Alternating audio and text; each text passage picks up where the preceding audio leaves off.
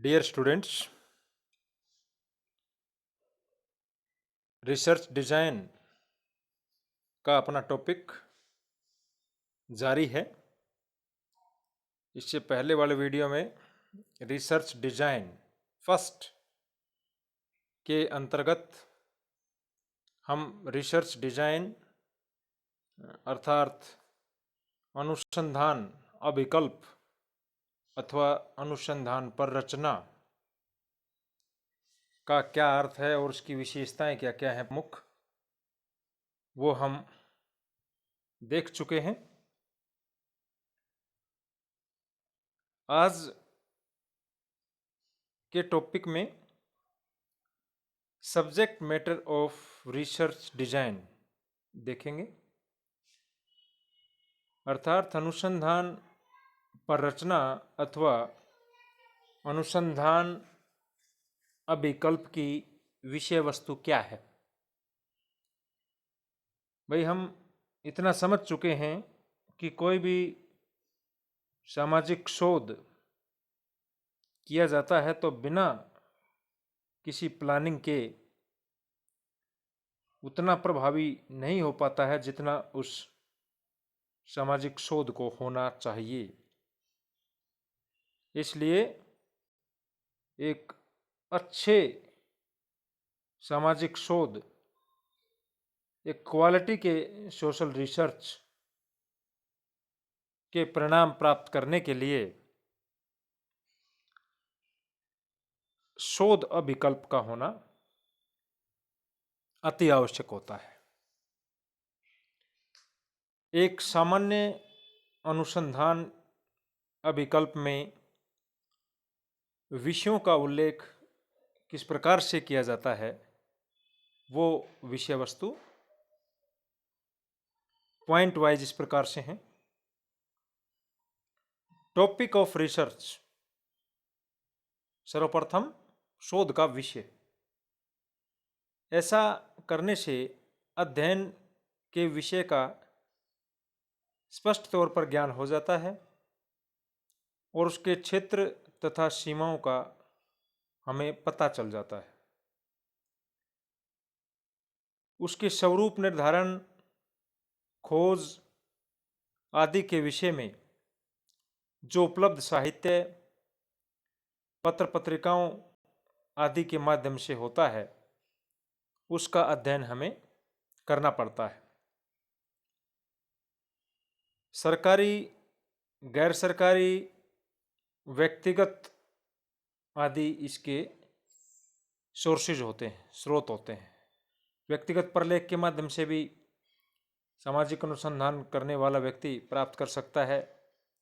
सरकारी आंकड़े भी ले सकता है और गैर सरकारी स्रोत भी होते हैं।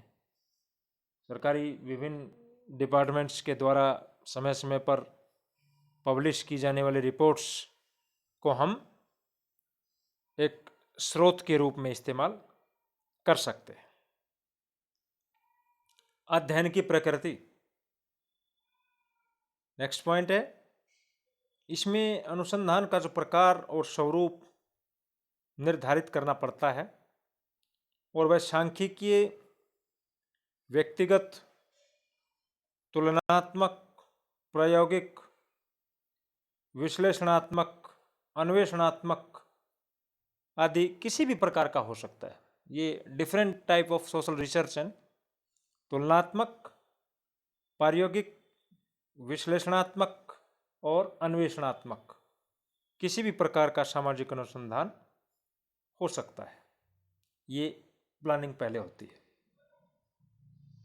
इंट्रोडक्शन एंड बैकग्राउंड नेक्स्ट हमारा पॉइंट है, प्रस्तावना एवं पृष्ठभूमि। इसमें उस विषय को चुनने की पृष्ठभूमि बतानी पड़ती है तथा उसकी शुरुआत करनी पड़ती है।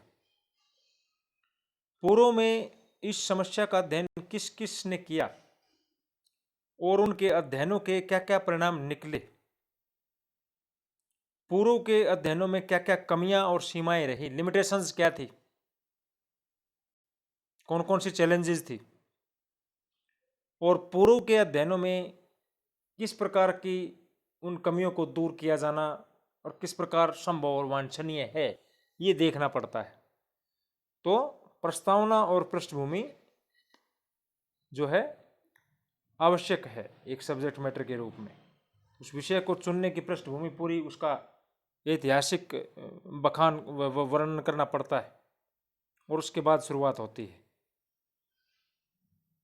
ऑब्जेक्टिव नेक्स्ट पॉइंट है, उद्देश्य।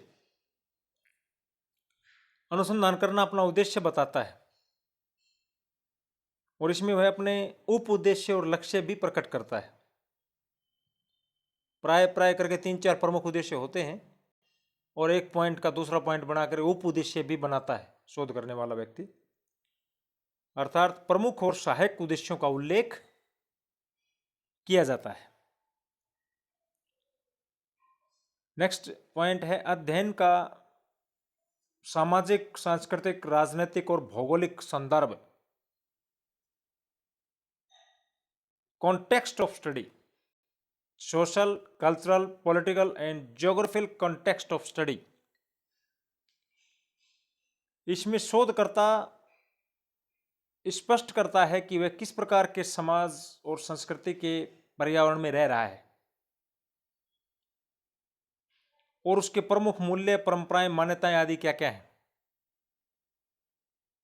इसमें स्थानीय मानक, रीति रिवाज, परिपाटियां आदि आ जाती हैं और इसके संदर्भ में राजनीतिक व्यवस्था, व्यवहार और मूल्यों का भी उल्लेख होता है।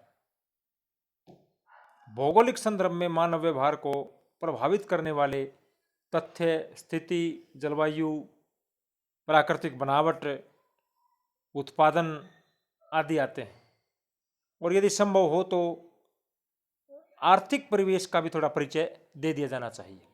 तो ये सब्जेक्ट में बहुत एक मुख्य पॉइंट है, कॉन्टेक्स्ट ऑफ स्टडी। किस कॉन्टेक्स्ट में, संदर्भ क्या है आपका।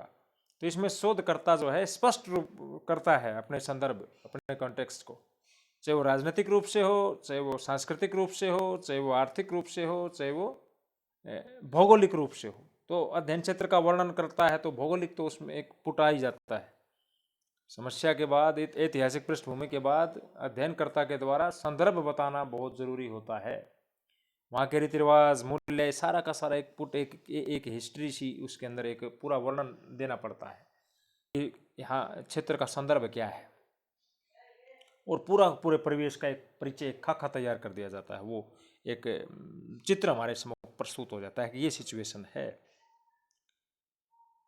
अवधारणा, चर एवं प्राकल्पना नेक्स्ट पॉइंट है हमारा। Concept, variable and hypothesis. अब कई वेरिएबल होते हैं, अध्ययन करते हैं तो उनको स्पष्ट करना जरूरी होता है। सर्वप्रथम तो यदि कोई सिद्धांत या अवधारणात्मक रूपरेखा को आधार बनाया गया है तो उसका भी उल्लेख किया जाना अति आवश्यक होता है। अवधारणा यानी कॉन्सेप्ट की एक कार्यकारी परिभाषा देनी बहुत जरूरी होती है। भी कोई भी अवधारणा को स्पष्ट करना है हमें, उसकी कार्यकारी परिभाषा क्या है कि हमें एक चीज, हमें क्या स्पष्ट करना है, ये प्रारंभ में ही तय हो जाना चाहिए। और जब हम कॉन्सेप्ट की या अवधारणा की एक अच्छे ढंग से या उसके एक उसको डिफाइन नहीं कर सकते तो वह अध्ययन में प्रॉब्लम आएंगी आगे चल के। तो सबसे पहले क्लैरिटी इसमें होनी चाहिए कि अवधारणा की कार्यकारी परिभाषा, और उसके बाद जैसे इसका एक एग्जाम्पल देते हैं। जैसे भ्रष्टाचार की अवधारणा को प्रस्तुत किया गया है तो ये बताया जाना जरूरी होता है, ये बताया जाना चाहिए कि उसे किस अर्थ में, कौन से संदर्भ में प्रयुक्त किया गया है, किस किस्म का भ्रष्टाचार। और इसी प्रकार यह बताया जाता है कि किन किन चरों को केंद्रीय विषय बनाया गया है। अध्ययन वस्तु का केंद्रीय विषय कौन से चर को लिया गया है। 2 चर होते हैं, 3 चर होते हैं, 4 चर होते हैं, कौन से चर को लिया गया है, वेरिएबल। और उससे संबंधित कौन कौन सी प्रकल्पनाओं का निर्माण किया गया है। ये सारी चीजें पहले स्पष्ट होनी चाहिए विषय वस्तु के। काल निर्देश, पीरियड इंडिकेशन, एक अच्छे अनुसंधान अभिकल्प में यह बताया जाता है कि शोध किस समय, काल और परिवेश से संबंधित है। कब हुआ शोध उसका और कौन सा कहां पर हुआ, ये सब चीज बताई जाती है। नेक्स्ट है तथ्य सामग्री के चयन के आधार पर संकलन एवं प्रविधियां। ये होता है basis of selection of datas, techniques of collection. देखो, तथ्य सामग्री का चयन, चयन मतलब सिलेक्शन ऑफ डाटाज, और संकलन की प्रविधियां, टेक्निक्स ऑफ कलेक्शन।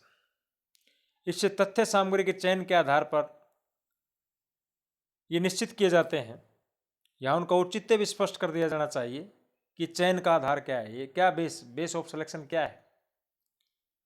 और ये आधार जो है प्रलेखीय, भौतिक या वैचारिक कोई से भी हो सकते हैं, जो चयन का जो आधार है। और डाटा कलेक्शन की जो टेक्निक्स हैं, प्रविधियां हैं, वो मानवीय और मशीनी दोनों ही हो सकते हैं। अवलोकन यानी ऑब्जर्वेशन, प्रश्नावली यानी क्वेश्चनेयर, साक्षात्कार यानी कि इंटरव्यू मेथड, ये जो है अवलोकन, प्रश्नावली, साक्षात्कार, ये क्या है? तथ्य संकलन की प्रविधियां हैं। कौन सी प्रविधि का चयन किया जाएगा, ये तो ये पहले जो है तय होता है। विश्लेषण एवं निर्वचन, नेक्स्ट पॉइंट है हमारा। सामग्री के एकत्रित होने के पश्चात उसके सारणीयन, वर्गीकरण और विश्लेषण प्रणालियों का संकेत दिया जा सकता है, और उसके निर्वचन में प्रयोग की जाने वाली पद्धतियों का उल्लेख किया जाता है। एनालिसिस एंड इंटरप्रिटेशन, तथ्य एकत्रित हो गए, डाटा कलेक्शन हो गया, कलेक्शन के बाद टेबल बनाई जाती है, सारणीयन, एक गुण धर्म, एक जैसे क्वालिटीज के चरों के अलग से टेबल बनते हैं, सारणीयन। फिर क्लासिफिकेशन होता है, अलग अलग विभागों के सारों उनका श्रेणीबद्ध किया जाना, उसका वर्गीकरण। और फिर एनालिसिस होता है, उसका एनालिसिस, विश्लेषण करना। तो ये संकेत दिया जा सकता है। सर्वेक्षण काल, समय एवं धन, हमारा अंतिम पॉइंट है। इसमें यह भी संकेत दिया जाना चाहिए कि सर्वेक्षण कितने समय के भीतर संपन्न हो जाएगा।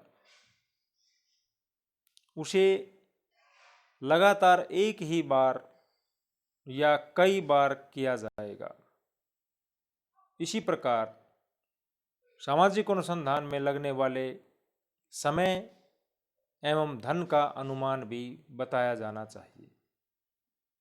तो ये विषय वस्तु हमारी अनुसंधान अभिकल्प अथवा शोध प्ररचना, रिसर्च डिजाइन का ये विषय वस्तु है, जो आपको 9-10 पॉइंट्स में बताया गया है।